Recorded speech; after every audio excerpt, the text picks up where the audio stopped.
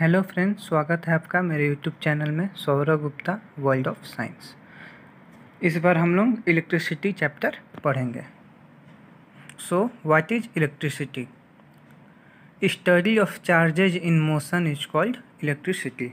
जो जैसे चार्जेज होते हैं, जैसे इलेक्ट्रॉन हो गया, उस इलेक्ट्रॉन के मोशन में जब होता है इलेक्ट्रॉन का मोशन, तो उसी को इलेक्ट्रिसिटी कहते हैं। जैसे वायर में एटम होता है, उसमें एटम के चारों तरफ इलेक्ट्रॉन होता है। हम लोगों को पता है कि जो वायर होता है वो कॉपर का बना होता है, और कॉपर एक मेटल है।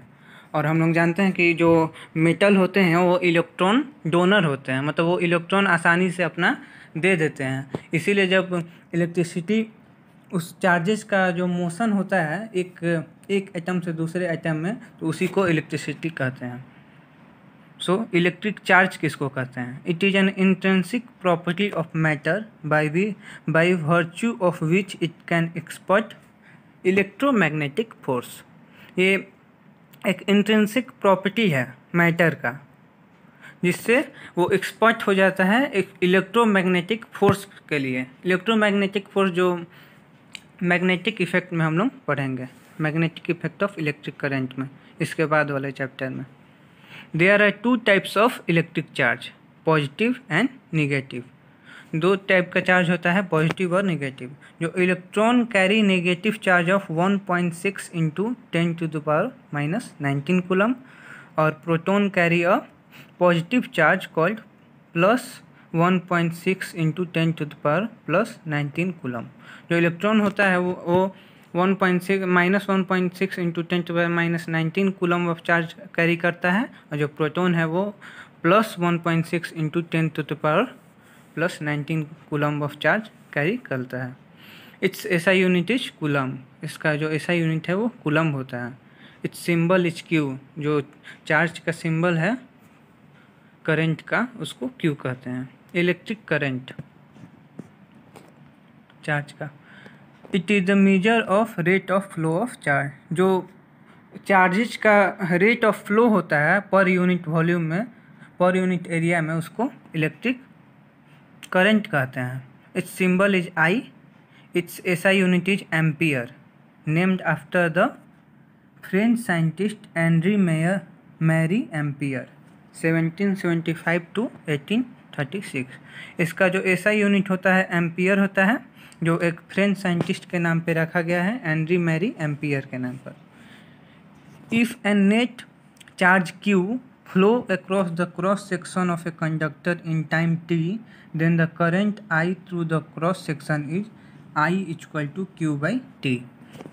जब एक नेट चार्ज होता है क्यू और वो फ्लो होता है एक क्रॉस सेक्शन एरिया में, वायर के क्रॉस सेक्शन एरिया से टाइम टी में, तो जो उस वायर में जो करंट होगा उसका फॉर्मूला ऐसे होगा कि I equal to Q by T, current equal to charge by time. हम लोग जानते हैं कि जो पॉजिटिव और निगेटिव चार्ज होते हैं वो अट्रैक्ट होते हैं, और जो सेम चार्ज होते हैं लाइक चार्ज रिपेल, और अनलाइक चार्ज अट्रैक्ट। यही यहाँ पे डायग्राम में बताया गया है कि interaction between the charges. Minus minus repel करेगा, प्लस प्लस रिपेल करेगा, लेकिन प्लस माइनस अट्रैक्ट करेगा। Define 1 ampere. ये हमेशा क्वेश्चन भी आते हैं 1-2 नंबर में। It is defined as the transfer of 1 coulomb of charge per second through the circuit. एक एम्पियर का करंट किसको कहेंगे? जब 1 कूलम का चार्ज पर सेकेंड में ट्रांसफ़र होगा, उसी को 1 एम्पियर कहेंगे। और 1 कूलम उसी जो I equal to Q by T है, उसी से हम लोग ये डिफिनेशन बना सकते हैं कि जब 1 एम्पियर का करंट पास होगा सर्किट से 1 सेकेंड में, तो उसको 1 कूलम ऑफ चार्ज कहेंगे। When 1 ampere of current is pass through the circuit in 1 second. अब नोट में, रिमार्क्स में, in an electric circuit the direction of electric current is taken as opposite to the direction of flow of electron. जो electric circuit होता है उसमें जो direction होता है इलेक्ट्रिक करंट का, वो अपोजिट होता है इलेक्ट्रॉन के फ्लो से। क्योंकि जब इलेक्ट्रॉन का जो आविष्कार नहीं हुआ था तभी लोग इलेक्ट्रिसिटी का आविष्कार इलेक्ट्रॉन के आविष्कार से पहले हो गया था। तो पहले लोग सोचते थे कि जो प्लस है वो ज़्यादा होता है और जो प्लस है वो ज़्यादा होता है और माइनस जो है वो कम होता है। इसीलिए लोग सोचते थे ना कि प्लस से चार्ज आता होगा और माइनस में जाके घुसता होगा, क्योंकि लेकिन हम लोग जानते हैं कि जो माइनस के तरफ इलेक्ट्रॉन नहीं जाता है, माइनस में चार्ज तो रिपेल कर जाएगा। इलेक्ट्रॉन का flow of charge minus two plus होता है, क्योंकि इलेक्ट्रॉन माइनस से निकलेगा और प्लस की तरफ न जाएगा, क्योंकि जो माइनस की तरफ से माइनस में ही जाएगा इलेक्ट्रॉन तो वो तो रिपेल कर जाएगा। इसीलिए माइनस से प्लस में जाता है इलेक्ट्रॉन। वही बताया गया है कि अपोजिट टू द करेंट, जो करेंट का जो चार्ज है फ्लो है वो अपोजिट होता है इलेक्ट्रॉन के चार्ज से। Electric circuit, a continuous and closed path of a electric current is called electric circuit. ये क्वेश्चन भी है कि what define electric circuit. A continuous path and closed path of an electric current is called electric circuit. एक continuous और closed path होता है electric circuit current का, उसी को इलेक्ट्रिक सर्किट कहते हैं। कंडक्टर एंड इंसुलेटर, इसमें डिफरेंस जान लिया जाए। कंडक्टर किसको कहते हैं, इंसुलेटर किसको कहते हैं। Material that flow charges to allow charges to flow through them, ऐसा मटेरियल जो चार्ज को फ्लो करने में मदद करता है, वो अलाउ करता है कि हाँ मेरे में से चार्ज फ्लो हो जाए, जैसे मेटल, एलॉय, इलेक्ट्रोलाइटिक सॉल्यूशन, इसमें से चार्ज फ्लो हो जाता है। जैसे हम लोग एसिड और बेस में पढ़ा होगा बहुत कोई तो, कि एसिड में चार्जेज फ्लो करते हैं। अगर कोई भी सॉल्यूशन अगर पानी में सॉल्यूशन एक्वस सॉल्यूशन में चार्जेज अगर निकालता है तो उससे इलेक्ट्रिक कंडक्ट हो सकता है, उसी को कंडक्टर कहते हैं। कहीं से भी अगर इलेक्ट्रिक फ्लो हो तो उसी को कंडक्टर कहेंगे। Material that do not allow charges to flow through them is called insulator. और ऐसे मटेरियल जो चार्जेस को अलाउ नहीं करते हैं फ्लो होने के लिए तो उसको इंसुलेटर कहते हैं। जैसे नॉन मेटल हो गया, ग्लास हो गया, रबर हो गया, प्लास्टिक हो गया, ये सब। इसीलिए रबर इलेक्ट्रिसिटियन जो है वो रबर का शूज, रबर का ग्लव्स पहनकर रहते हैं ताकि उन लोगों को इलेक्ट्रिक शॉक न लगे, क्योंकि वो इंसुलेटर होता है रबर। नोट में, in a given high enough voltage and pressure and temperature insulator can conduct electricity. अगर ये सब जितना भी पढ़ाई होता है वो रूम टेम्परेचर के हिसाब से होता है, लेकिन अगर इंसुलेटर को हाई वोल्टेज, प्रेशर और टेम्परेचर दिया जाए तो इंसुलेटर भी इलेक्ट्रिसिटी कंडक्ट कर सकता है। Ammeter, an instrument which measures electric current in a circuit. It is always connected in series with device. Circuit symbol is A. ये ऐसा इंस्ट्रूमेंट होता है जो इलेक्ट्रिक करंट में लगाया जाता है और ये करंट मेजर करता है, इलेक्ट्रिक करंट को मेजर करता है सर्किट में। इसका सिंबल A होता है। Galvanometer, it is used to measure smaller current. ये भी करंट मेजर करता है, लेकिन स्मॉल डिफ्लेक्शन ऑफ करंट को भी ये गैल्वेनोमीटर मेजर कर लेता है।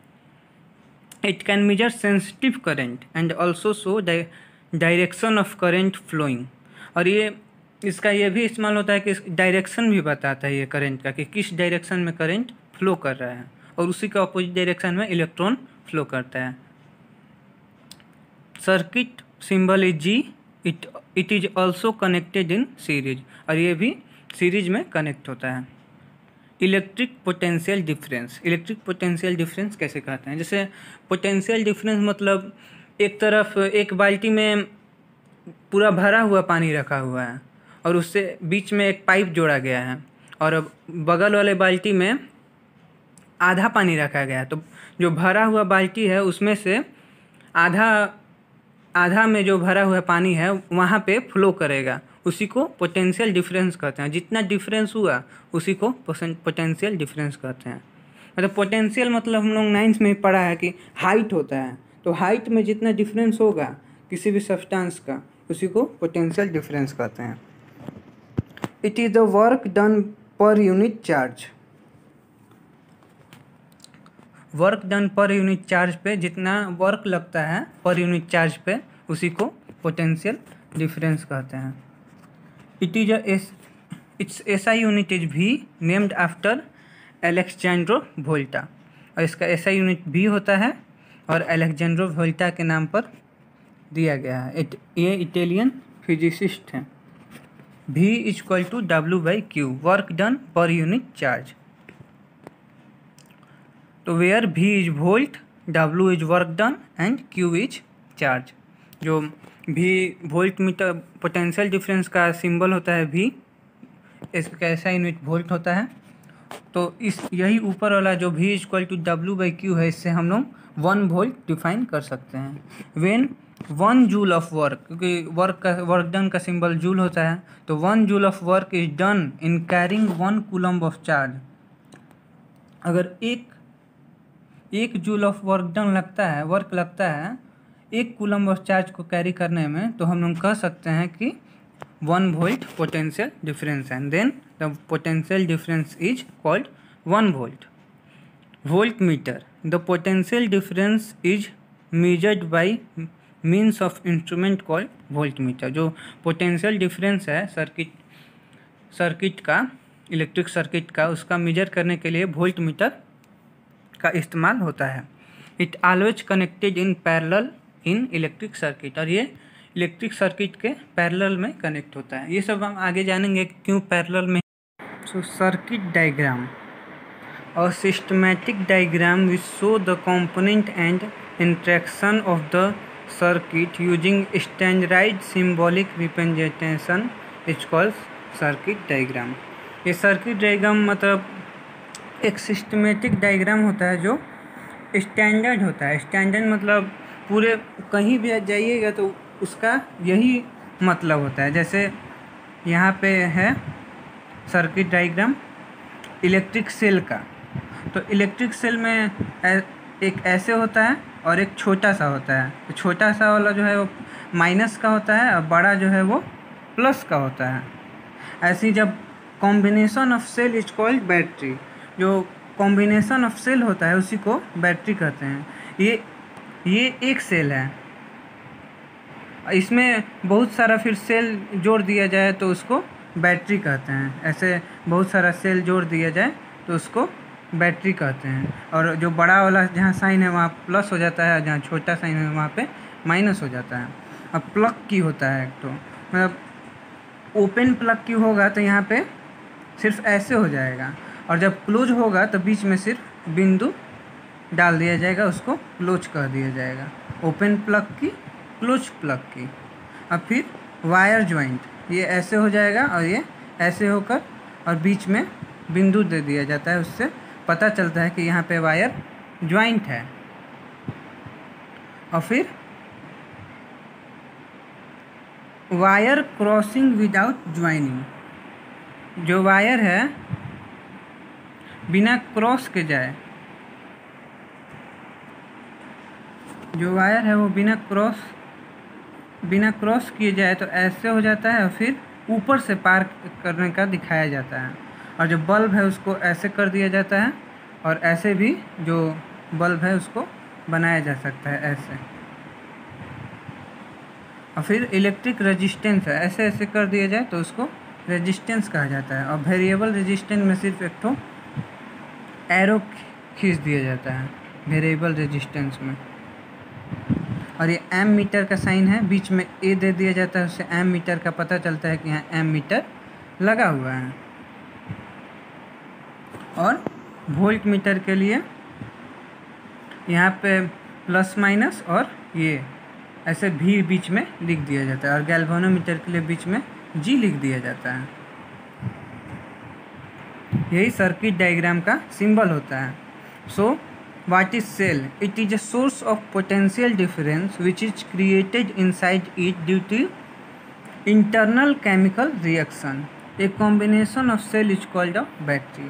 ये एक पोटेंशियल डिफरेंस का सोर्स होता है। हम लोग जानते हैं जब पोटेंशियल डिफरेंस होता है तो जो प्लस चार्ज है वो माइनस चार्ज से, तो उसी से इलेक्ट्रिक चार्ज फ्लो करता है। जो बैटरी होता है वो पोटेंशियल डिफरेंस में ही चलता है, वोल्ट कहते हैं। 9 वोल्ट का बैटरी है, 6 वोल्ट का बैटरी है, वो पोटेंशियल डिफरेंस ही होता है। अब ओम्स लॉ किसको कहते हैं? सो सबसे पहले इसका इंट्रोडक्शन देख लिया जाए।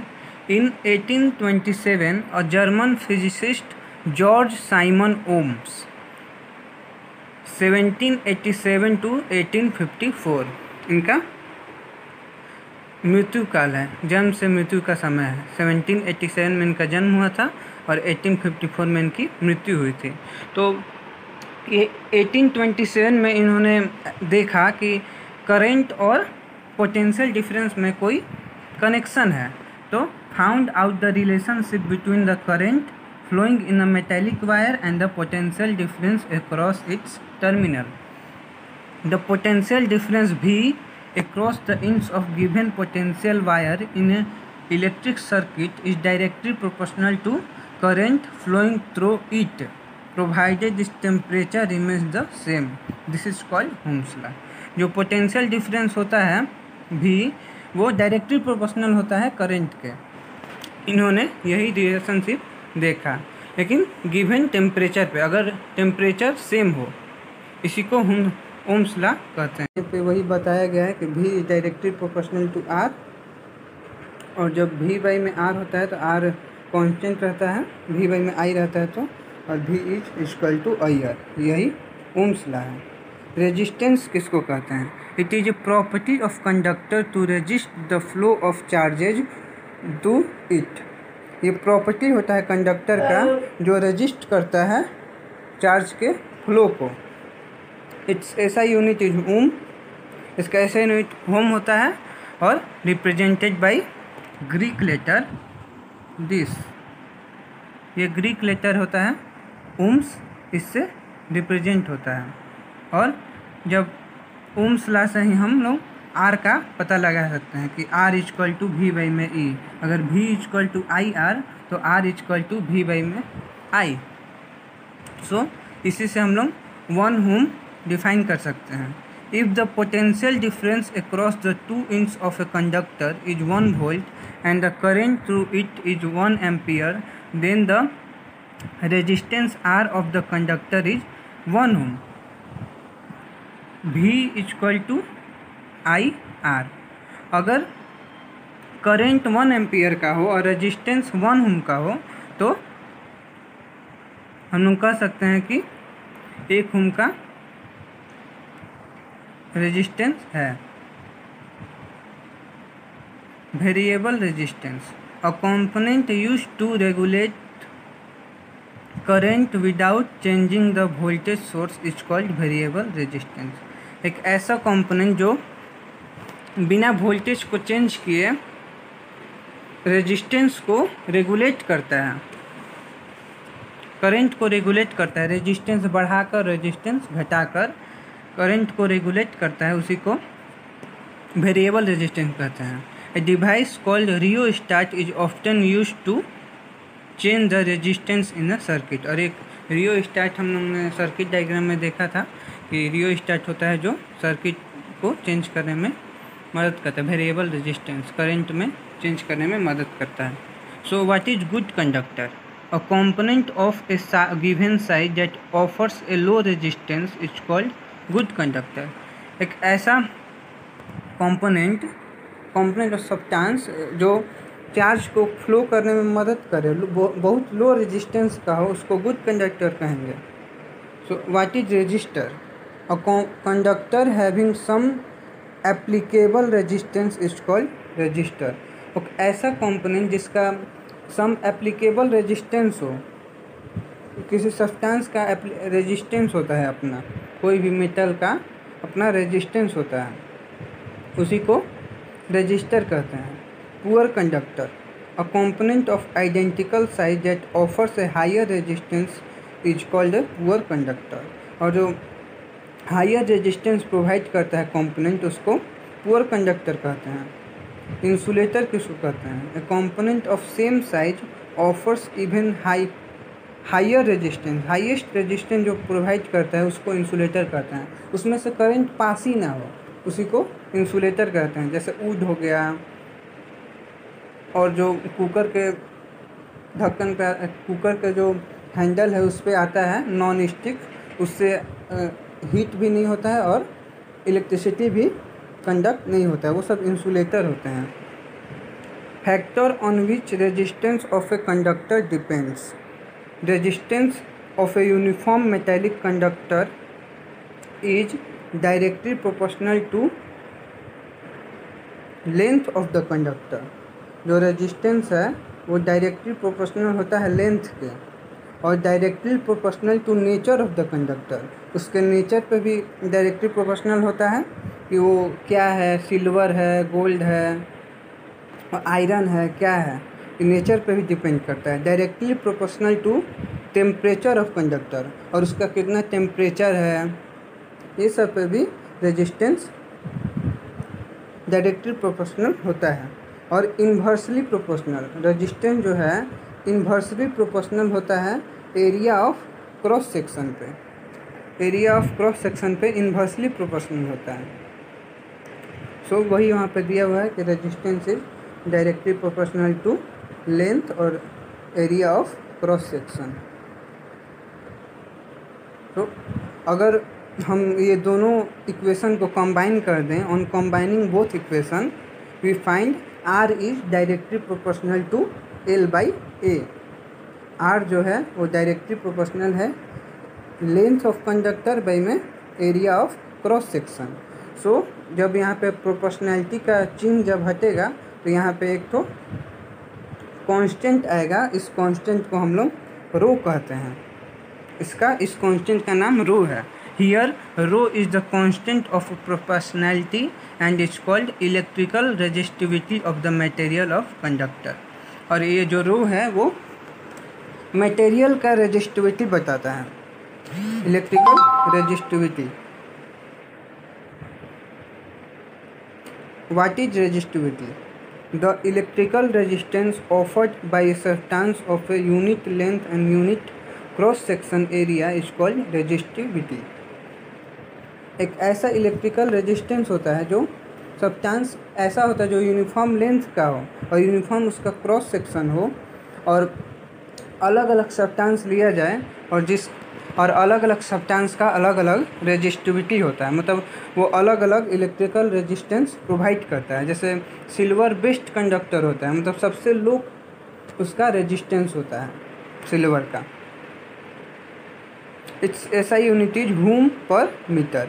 इसका SI यूनिट रेजिस्टिविटी का हूम पर मीटर होता है, हूम मीटर कह सकते हैं। कॉम्बिनेशन ऑफ रजिस्टर का combination. Two or more resistors are said to be combined in series if they carry the same current. दो और दो से ज़्यादा रजिस्टर को हम सीरीज में कह सकते हैं जब वो सेम करंट कैरी करें। अगर सेम करंट कैरी करी तो उसको सीरीज में कनेक्टेड कहा जाता है, और जब सेम पोटेंशियल डिफरेंस करे और वेरिएबल करंट जब प्रोवाइड हो रजिस्टर्स को तो उसको पैरेलल में कहते हैं। Two or more resistor are said to be combined in parallel if same potential difference is applied to them. So ये रजिस्टिविटी है। सिल्वर बेस्ट कंडक्टर होता है, सिल्वर 1.6 × 10⁻⁻8, कॉपर हो गया, ये सब NCERT में दिया हुआ है, आप चाहे तो इसका स्क्रीनशॉट भी ले सकते हैं। और फिर एलॉय हो गया, alloy constantan, alloy of Cu and nickel. Copper और निकेल का जो एलॉय होता है 49.10⁻⁻6। मैग्नेनिन होता है एलॉय ऑफ कॉपर, मैंगनीज और आयरन। निक्रोम होता है alloy of nickel, chromium, manganese और iron.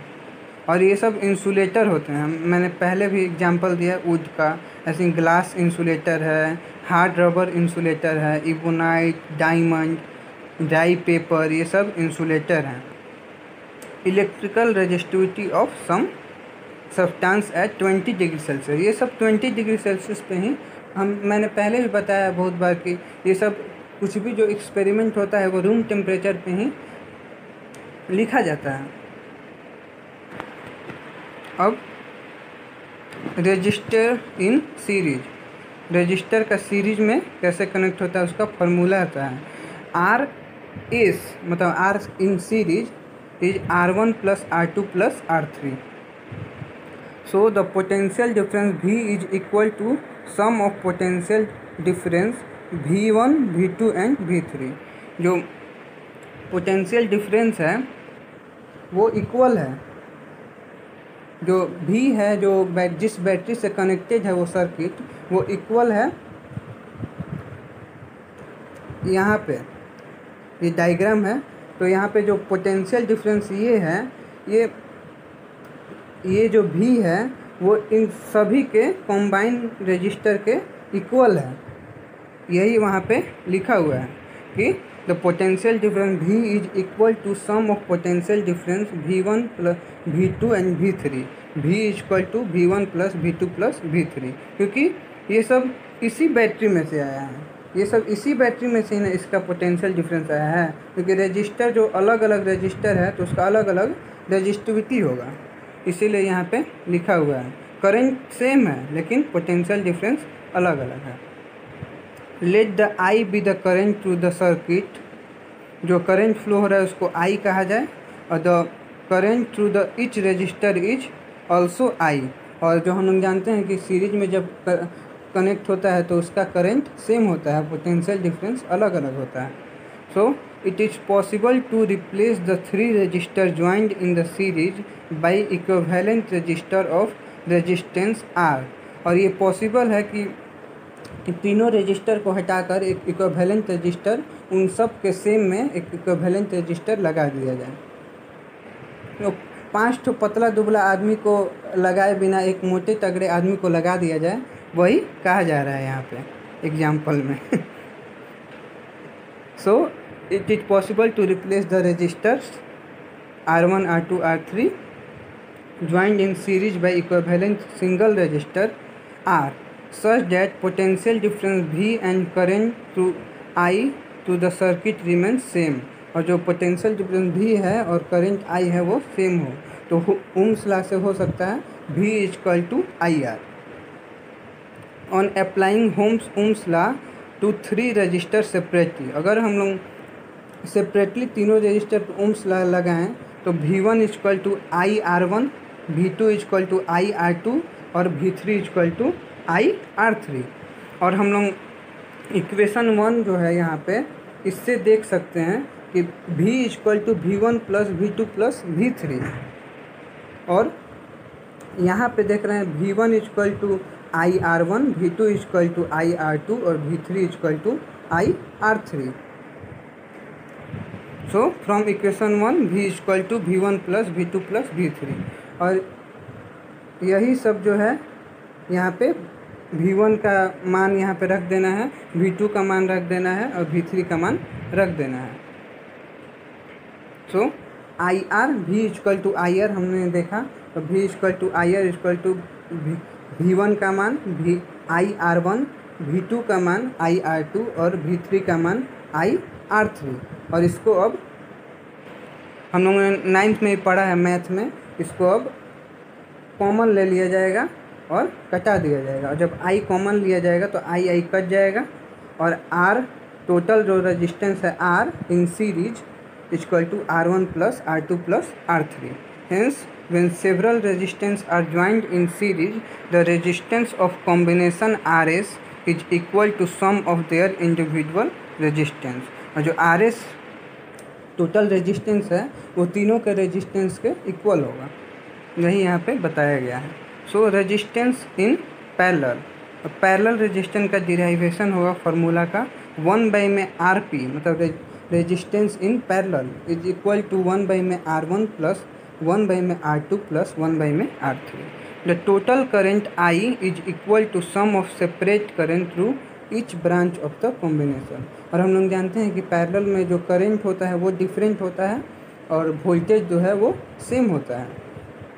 So let RP B equivalent resistance of the equivalent resistance of the parallel combination of resistor. So by applying Ohm's law, I is equal to V by में R, क्योंकि V is equal to IR, so I is equal to ये R यहाँ चला जाएगा, V by में R. So यही हुआ है यहाँ पे. On applying Ohm's law to each resistor we have, और जब हम लोग हर एक रजिस्टर पे Ohm's law लगाएंगे तो I1 is equal to V by में R1, I2 is equal to V by में R2, I3 is equal to V by में R3. सो जब हम तीनों को ये जो 1, 2 और 3 है, I1 is equal to V by में R1, R2 V बाई में R2, V बाई में R3, ये तीनों को जब जोड़ेंगे तो जो I1 है वो V बाई में RP के इक्वल है फ्रॉम इक्वेशन 2, और जो I2 है वो V बाई में R1 के, I1 जो है V बाई में R1 के, I2 जो है V बाई में R2 के, और जो I3 है V बाई में R3 के इक्वल है. तो यहाँ पे V कॉमन ले लिया जाएगा सब में से, और ये V जो है वो कट जाएगा, और 1 बाई में RP मतलब resistance in parallel is equal to 1 by में R1 प्लस 1 बाई में R2 प्लस 1 बाई में R3. और इससे ये फार्मूला का डिराइवेशन हो गया. This the reciprocal of equivalent resistance of a group of resistors joined in parallel is equal to sum of reciprocal of individual resistors. और जो रेसिप्रोकल मतलब 1 बाई में एनी वेरिएबल, 1 बाई में एनी वेरिएबल, जैसे 1 by में 2, 1 by में 3, 1 by में 4, ऐसे यहाँ पे 1 बाई में R1, 1 बाई में R2 प्लस 1 बाई में R3. अगर टोटल रेजिस्टेंस इन पैरेलल हम लोग को पता करना है तो रेसिप्रोकल करके हम लोग पता कर सकते हैं. वही बताया गया, reciprocal of equivalent register of the group of resistance joined in parallel is equal to sum of reciprocal of individual resistor. So इसका डायग्राम हम लोग पहले देख लें कि रेजिस्टेंस इन पैरेलल क्या होता है. तो यहाँ पे जो V है वो कांस्टेंट है, लेकिन जब I जो है वो अलग अलग बट गया, अलग अलग रेजिस्टेंस में बट गया I. ये यहाँ पे इस रेजिस्टेंस में गया, ये I2 यहाँ पे गया, I3 यहाँ पे गया, और बट गया अलग अलग रेजिस्टेंस में, और फिर जुट गया. तो यहाँ पे फिर से I आ गया, कांस्टेंट आ गया. और यहाँ का जो वोल्ट है वो सेम है, पैरेलल में वोल्टेज सेम होता है और करंट अलग अलग हो जाता है. तो heating effect of electric current. If the electric circuit is purely resistive, that is a configuration of resistor only connected to a battery, the source battery continuously get dissipated entirely in the form of heat.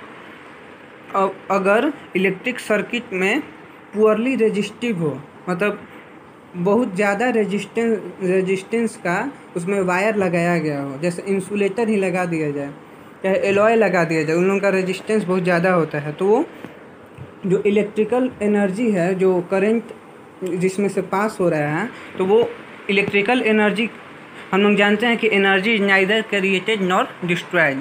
ये Lavoisier ने बोला था कि energy is neither destroyed और nor created, law of conservation of energy. So वो electrical energy कहीं जाता नहीं है और लॉस्ट नहीं होता है, वो हीट के फॉर्म में डिसिपेटेड हो जाता है. वही यहाँ पे बताया गया है कि if the electrical circuit is purely resistive, that is the configuration of resistor only connected to a battery, the source battery continuously get dissipated, मतलब एनर्जी का डिसिपेटेड होता है in the form of heat. और जो electrical energy है, जो resistance कम कर देता है करंट को, वो हीट के थ्रू चला जाता है. इसीलिए जब ज़्यादा देर तक हम लोग कोई भी इलेक्ट्रिकल डिवाइस चलाते हैं और उसका कुछ कोई भी इलेक्ट्रिकल डिवाइस का कुछ ना कुछ रेजिस्टेंस होता है, इसीलिए वो गर्म हो जाता है। तो जो एनर्जी है वो इलेक्ट्रिकल एनर्जी वो हीट के फॉर्म में डिसिपेटेड होता है। This is known as the heating effect of electric current, और इसी को heating effect of electric current कहते हैं। इसका बहुत सारा एप्लीकेशन है, जैसे इलेक्ट्रिक हीटर हो गया, electric joules law of heating, derivation of H equal to I square RT. Consider a current I flowing through a resistor of resistance R. Let the potential difference across it be V and T be the time during which charge Q flow across. जो बताया गया कि अगर हम लोग current I लें flowing through a resistor of resistance R, अगर हम लोग करंट I लेते हैं और रेजिस्टेंस फ्लो होता है, जिसका रेजिस्टेंस वायर का रेजिस्टेंस R है और उसका पोटेंशियल डिफरेंस V है, और अगर टाइम T है, सो चार्ज फ्लो अक्रॉस, तो Q जो है वो चार्ज फ्लो हो रहा है। तो work done in moving the charge भी Q through the potential difference V is VQ, क्योंकि V इक्वल टू W/Q होता है। हम लोग जानते हैं कि potential difference equal to work done by charge, तो V इक्वल टू W/Q, इसलिए work done equal to V into Q, VQ। Therefore the source must supply energy equal to VQ in time T, hence the power input to the circuit by source is P equal to VQ in the time T, और Q by में T equal to I, Q by में T equal to I होता है, इसीलिए P equal to VI हो गया। सो ये power का एक ठो फार्मूला था, इसका दूसरा फार्मूला भी हो सकता है। पावर का 3 ठो फार्मूला है। The energy supplied to circuit in time T is P into T, that is VIT.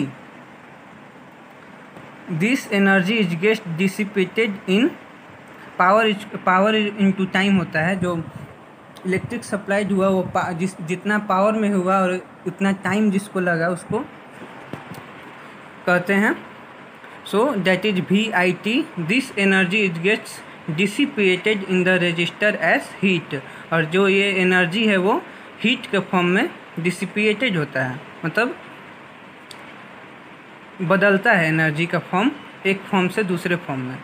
दस for a steady current the amount of heat produce in time T is H equal to VIT, क्योंकि power equal P into time होता है, जो energy consume equal to power into time होता है।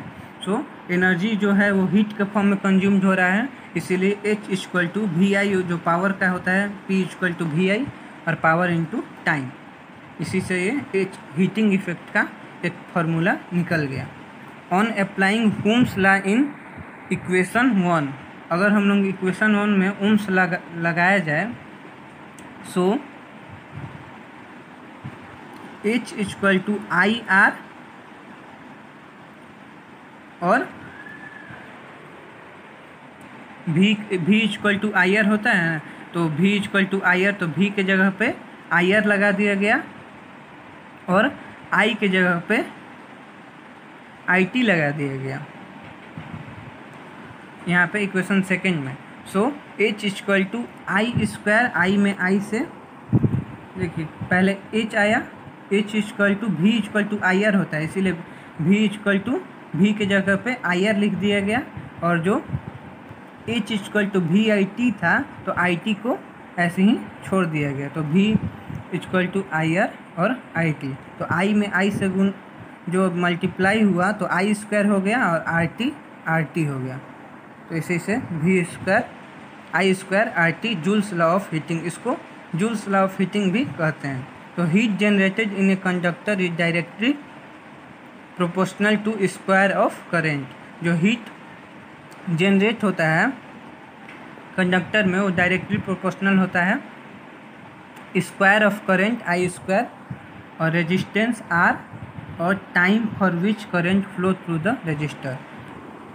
सो I square R T, तो square of current, resistance और time during current flow. Application of heating effect of electric current, और इसका application क्या है। सो जो बल्ब होता है, ये अभी एलईडी बल्ब नहीं, जो पीला वाला बल्ब होता है वो bulb, it is A special kind of register, इसमें भी एक स्पेशल काइंड ऑफ रजिस्टर लगा होता है। So electrical energy dissipated in a incandescent bulb in the form of heat and light which can be use to illuminate the surrounding. और जो bulb होता है, ये बल्ब हो गया, तो इसमें एक वायर लगा होता है। सो ये वायर लगा होता है और इसका जो रेजिस्टिविटी से संबंध है, मतलब रिलेशनशिप है, that is R is directly proportional to rho और length and area of cross section. So इसीलिए उसका कॉइल जो है वो पतला वायर से बना होता है रेजिस्टेंस को बढ़ाने के लिए, क्योंकि area of cross section inversely proportional होता है रेजिस्टेंस का, और जो लेंथ है उसका कॉइल करके बढ़ाया जाता है ताकि वो resistance is directly proportional to length, इसीलिए बल्ब का जो कॉइल होता है उसका लेंथ बढ़ाया जाता है। सो ये स्पेशल काइंड ऑफ रजिस्टर होता है और जो उसका इलेक्ट्रिकल एनर्जी हीट और लाइट में कन्वर्ट हो जाता है और इल्यूमिनेट करता है सराउंडिंग को, सराउंडिंग में लाइट प्रोवाइड करता है। So properties of filament of bulb: high resistance, small cross section area और long length. High melting point, tungsten is use whose melting point is 3380 degree Celsius. तो इसमें tungsten का wire होता है क्योंकि जो हीट एनर्जी होता है इतना ज़्यादा होता है कि वो लाइट एनर्जी में पूरे सराउंडिंग को इल्यूमिनेट करता है, और इसीलिए इसका जो वायर है वो बहुत ज़्यादा डिग्री सेल्सियस पे मेल्ट होने वाला चाहिए होता है। सो इलेक्ट्रिकल फ्यूज एप्लीकेशन है ये सब heating effect of electric current का। सो it is used in electric circuit. It protects circuit and appliance by stopping the flow of any unduly high electric current। और ये ऐसा एक वायर होता है इलेक्ट्रिकल फ्यूज में जो लाइव वायर से कनेक्टेड होता है, और जब ये वायर में से हाई करंट जब पास होता है, जिससे हम लोगों का जो एसी है चाहे पंखा है ये सब कभी कभी जल जाता है। सो इसके लिए इलेक्ट्रिकल फ्यूज लगाया होता है। आजकल बोर्ड में भी ये इलेक्ट्रिकल फ्यूज अलग से लगाया जाता है ताकि पंखा और ये सब कूलर ये सब इसका सब कॉइल जो है वो ना जले। So it is used to electrical circuit. So इसमें जब हाईली करंट पास होता है तो ये इसका जो वायर है वो मेल्ट हो जाता है heating effect of electric current के वजह से, और टूट जाता है, जिससे सर्किट ब्रेक हो जाता है और जो अप्लायंस है उसमें से करंट फ्लो नहीं करता है। So it is placed in series connection if the current larger than specified value flow through the circuit of wire made of aluminium, copper, lead etc। अगर वायर जो है वो स्पेसिफाइड वैल्यू के current को flow करने से ज़्यादा current flow हो रहा है, सो जो फ्यूज वायर होता है वो पतला वायर से, एल्युमिनियम के पतले वायर से बनाया जाता है ताकि जब ज़्यादा करंट फ्लो करे तो फ्लो को रोक सके और वो सर्किट ब्रेक हो जाए और पूरा करंट जो है वो रुक जाए। The temperature of fuse wire increases. तो उससे जो टेम्परेचर होता है फ्यूज वायर का इंक्रीज होता है क्योंकि ज़्यादा करंट पास होता है। So this melt the fuse wire and break the circuit, और इससे सर्किट ब्रेक हो जाता है। So electric iron, electric toaster, electric oven, electric kettle ये सब हीटिंग इफेक्ट पे बेस्ड होता है। Electric heater are some more application of heating effect of electric current. Electric power, it is a rate at which electrical energy is dissipated or consumed in an electric circuit. The rate of dissipation of electrical energy is called electric power. इसको simple शब्दों में हम लोग कह सकते हैं, the rate of dissipation of energy is called electrical energy is called electric power. It is a rate at which electrical energy is dissipated or consumed in a electric circuit. So power is given by work done by time, W by Q, or P is equal to W by T, work done by time. हम लोग 9th में पढ़ा हुआ है कि power is equal to W by T। So P is equal to V is equal to W by Q होता है। सो अगर हम लोग W के जगह पे VQ लगा दिया जाए, क्योंकि जब V is equal to W by Q होगा तो W is equal to V into Q होगा। सो यहाँ पे W के जगह पे VQ लगा दिया गया और 1 बाई में T, क्योंकि P is equal to work done by time. तो वर्क डन बाई टाइम हो गया। So VQ is equal to Q by में T। सो I इज इक्वल टू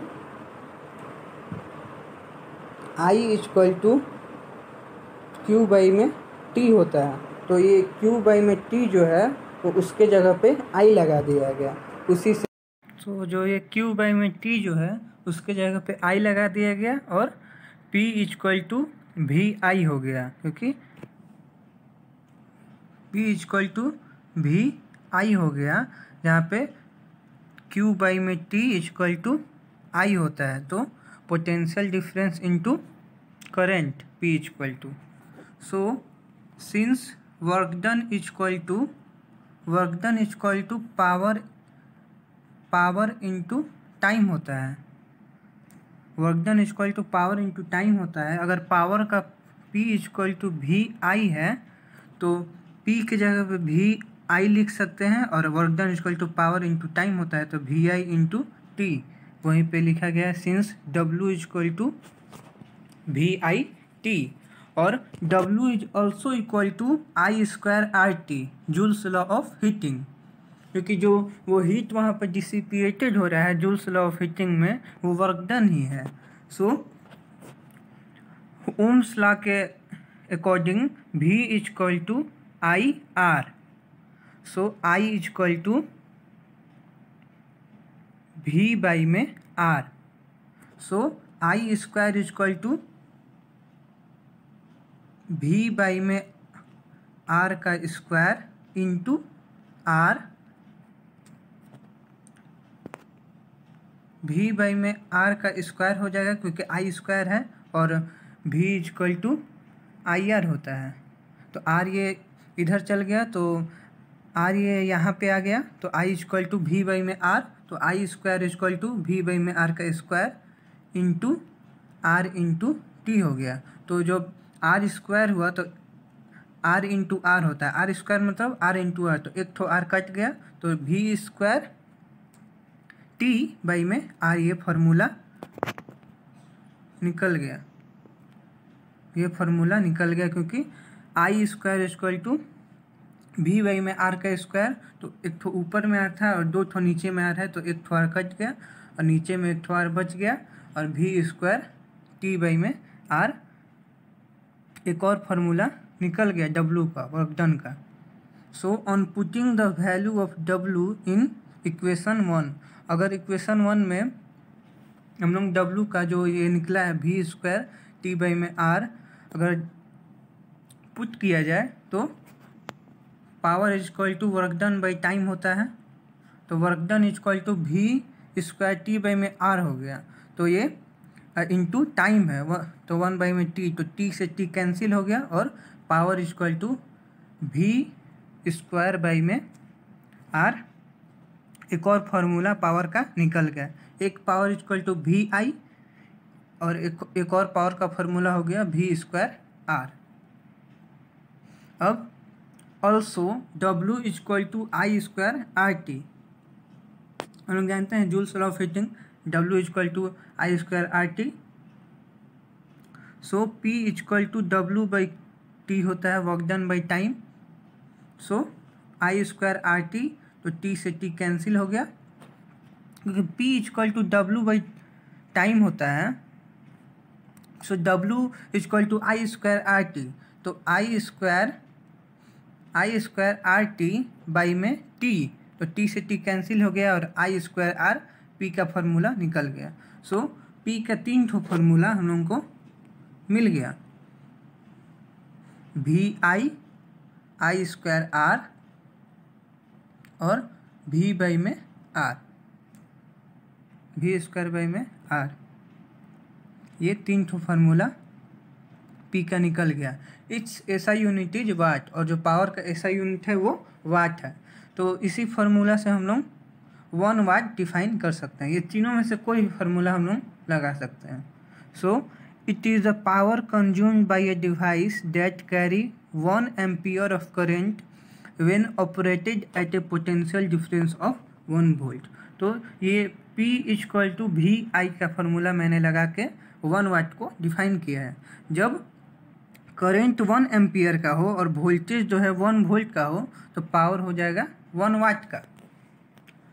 अब commercial unit, the unit watt is very small, जो watt unit है वो बहुत स्मॉल है। So there is an actual practice we use a much larger unit called kilowatt, और जब हम लोग का जो इलेक्ट्रिसिटी बिल आता है वो किलोवाट में आता है 1 यूनिट में।